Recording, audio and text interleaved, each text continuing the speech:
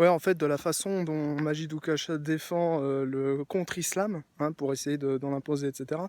Alors autant je trouve, chez lui des semblants d'arguments ou des arguments, appelons ça comme on veut, autant derrière, il faut quand même le préciser, hein, je tiens à le préciser parce que pour ma part, j'ai quelques reculs à apporter quand même.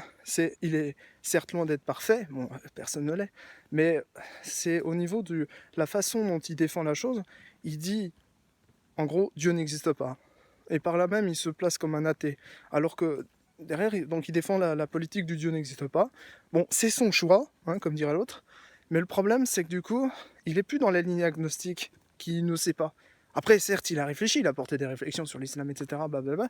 Mais derrière, il faut quand même se dire, à un moment donné, chacun, en fait, chaque individu se sent insulté quand, dès lors qu'on parle de ses croyances, qu'il soit athée ou religieux, etc. Alors bon, moi, je défends plutôt une croyance agnostique ou musulmane ou juive, basée sur des textes monothéistes, parce que c'est ce que j'ai trouvé de mieux à défendre dans toutes les pratiques, y compris le christianisme aussi, mais le christianisme, et en fait, Jésus était juif, un juif tué par d'autres juifs, mais attention, en fait, non, pas tué par d'autres juifs, non, tué par des Romains, parce qu'il a été dénoncé par une bande, alors que certains appellent les pharisiens. En fait, c'est un peu plus compliqué que ça. Je ne sais plus de quelle branche ils étaient, mais en tout cas, ils étaient assez. Ils voulaient conserver le pouvoir, ils se méfiaient de Jésus. C'est un peu comme avec le roi Hérode, qui lui était grec. Il croyait vraiment naïvement qu'il allait piquer le royaume de. Alors que piquer le royaume, c'est juste faire des disciples, quoi. En fait, c'est ça. Et effectivement, ils aiment pas trop les autorités quand tu fais des disciples. Bon, je vais dire honnêtement, moi, je vais pas faire de disciples. J'ai pas le tempérament pour ça, et puis j'ai pas l'envie, et puis je veux bien faire une politique, mais il faut que ça soit justifié par. J'ai trop de complications, j'ai trop de choses à gérer en même temps. Donc rien que mon identité, c'est déjà difficile, mais je peux faire des choses. Et justement, grâce à mon identité, je peux faire des choses, je sais où je vais. Mais il faut que. Enfin, je sais où je vais, c'est un peu compliqué, mais on a. Je pense qu'à partir du moment où on connaît son identité, on sait qui on est. À partir du moment où on sait qui on sait un peu où on va. Tu vois, c'est la base. Parce que parce que c'est très important de savoir où on va dans ce monde de fou. Parce que on pourrait dire en fait que derrière, en étant ce qu'on est, avec des relations compliquées, etc., quel que soit le principe d'ailleurs, on a des relations compliquées, donc forcément après on va se perdre, quoi. Et en fait, pas du tout. Sur un plan, on est perdu, mais sur un autre plan, on avance.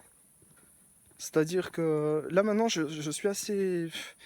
C'est presque l'inconfort, tellement de manière systématique que je m'y habitue. Ça fait un peu le genre du voyage, tu vois. Ça fait un peu comme les tziganes. Je suis au niveau du.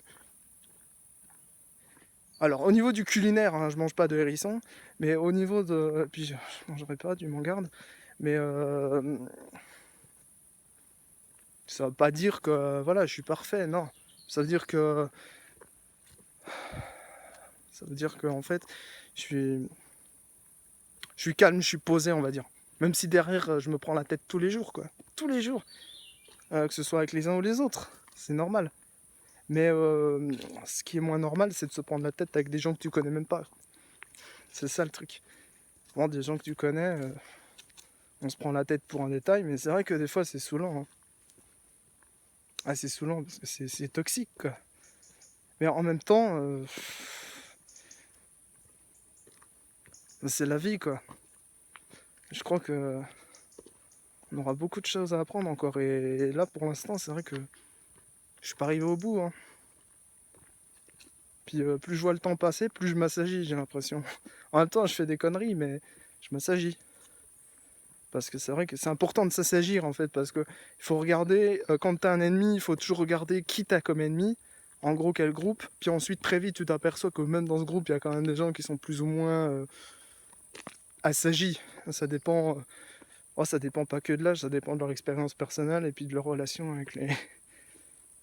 Ouais, ouais, je pense qu'il y a beaucoup de gens en fait qui sont dans des milieux très très haut placés, qui en fait ne peuvent pas nous défendre en tant que prolétaires parce qu'ils ne nous connaissent même pas.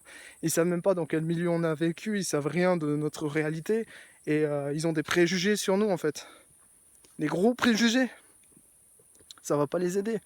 Et moi, j'essaie de casser ces préjugés pour rétablir la paix, parce que je vois pas comme le véritable ennemi, le diable, personne ne le combat en fait.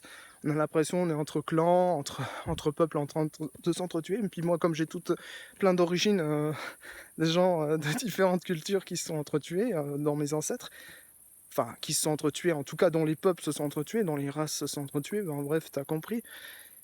Bref, c'est un peu compliqué. Mais du coup, ça m'apprend beaucoup. Je dois essayer de faire un combat, un cheminement intérieur pour en arriver. Et c'est valable pour pas mal de gens.